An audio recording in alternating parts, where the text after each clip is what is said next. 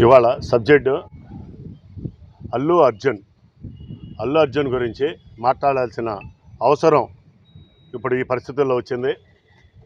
Mega compound, mega family అంటే చిరంజీవి గారు ఎంత అణిగి ఉండారో, ఎదిగిన కొద్దీ అణిగి ఉన్నటువంటి మార్గదర్శకులు ఈ దేశంలో చిరంజీవి గారు.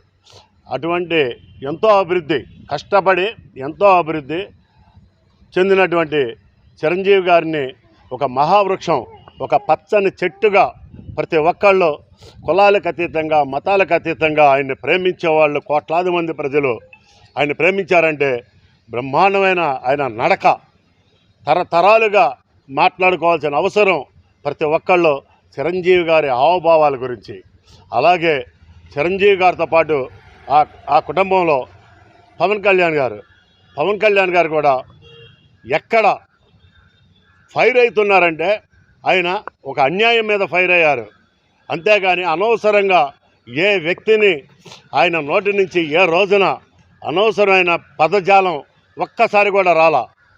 వాళ్ళిద్దరిని సమన్వయం చేసుకుంటూ నాగబాబు గారు కూడా అలాగే ఎవరైనా పిచ్చవాగుడు వాగుతే కౌంటర్ వేస్తానికి నాగబాబు గారు వెన్నుదన్నుగా ఉన్నారు వీళ్ళిద్దరికీ. ఇటువంటి ఫ్యామిలీని నుంచి వచ్చి నువ్వు నేర్చుకున్న సంస్కారం ఏమిటి అల్లు అర్జున్? నువ్వు నేర్చుకున్న సంస్కారం నిజంగా హీనమైపోయింది. మేమందరం ఎక్కడెక్కడి నుంచో మారుమూల ప్రజలు ఆయన చూసి మేము ఆయన అడుగుజాడల్లో నడవాలి, ఆయన హావభావాలు కావాలి, ఆయన విధానాలు కావాలని చెప్పేసి అందరం పాటించుకుంటూ పచ్చని మొక్కలు నాటుకుంటున్నాం, రక్తదానాలు చేస్తున్నాం. పుట్టినరోజు సందర్భంగా ఒక కేకులు కట్ చేయడమే కాదు, పేద ప్రజలకి లేకపోతే ఎక్కడ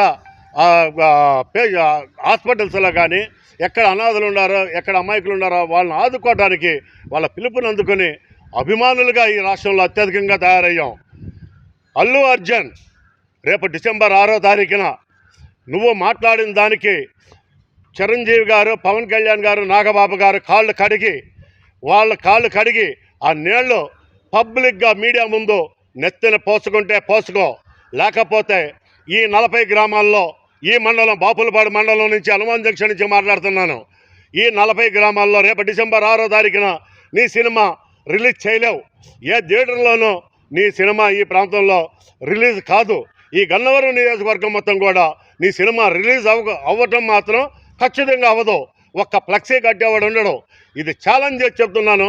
డిసెంబర్ 6వ తారీఖు ఈ లోపల నువ్వు మీడియా ముందు వాళ్ళ కాళ్ళు కడిగి ఆ నీళ్ళని నువ్వు నీ నెత్తలు జింపుకుంటే నీకు ప్రక్షాళన జరుగుద్ది. అప్పుడు కూడా సహించం. దాన్ని ఏ విధంగా మార్చుకోవాలో ఆ విధంగా మార్చుకోవడానికి ట్రై చేస్తాం. కానీ నువ్వు చేసిన తప్పు, చిరస్థాయిగా చేసిన తప్పు చేసేసావు. ఇప్పటికైనా సరే నువ్వు నిర్ణయం తీసుకో. అల్లు అర్జున్, నువ్వు ఒక కామెడీ యాక్టర్వి. నువ్వేదో హీరో అని అనుకుంటున్నావేమో, నువ్వు ఒక కామెడీ యాక్టర్లాగా కనబడుతున్నావు. ఆ కామెడీ వరకే కానీ నువ్వు ఒక హీరోగా మాత్రం భావించుకోబాకు. హీరో అంటే రామ్ చరణ్ అంటే యాక్షన్తో కాదు, హావభావాలు, తండ్రి వాళ్ళ భావాలు అందిపుచ్చుకుని ఆయన మాట్లాడే డిబేట్లు చూడు. ఎక్కడైనా సరే రామ్ చరణ్ మాట్లాడే విధి విధానాలు చూడు. ఎంత క్లాసుగా, ఎంత అఫీషియల్గా కానీ, ఎంత సౌమ్యంగా మాట్లాడుతున్నాడో, ఎంత అణిగిమణిగి ఈ ప్రజల కోసం మాట్లాడుతున్నాడో, ఎంత సర్వీస్ చేస్తున్నాడో కూడా తెలుసుకో. మీ తండ్రి పిల్లికి బిచ్చం పెట్టని అల్లు అరవింద్ గారు ఎక్కడైనా సరే సేవా కార్యక్రమాల్లో ఎక్కడైనా ఉన్నాడా? ఈ రాష్ట్రాన్ని ఎక్కడైనా కాపాడారా? నీ కుటుంబం గురించి చెప్తావేంటి? నీ కుటుంబం ఏదో గొప్పదనుకుంటున్నావేమో, నీకేదో సైన్యం ఉండాలనుకుంటున్నాము.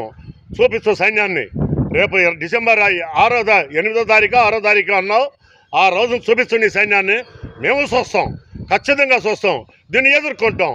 ఖచ్చితంగా కాలుతో అధపాతాళానికి తక్కకపోతే అల్లు అర్జున్ నీకు తగిన శాస్తి చేస్తాం. Thank you.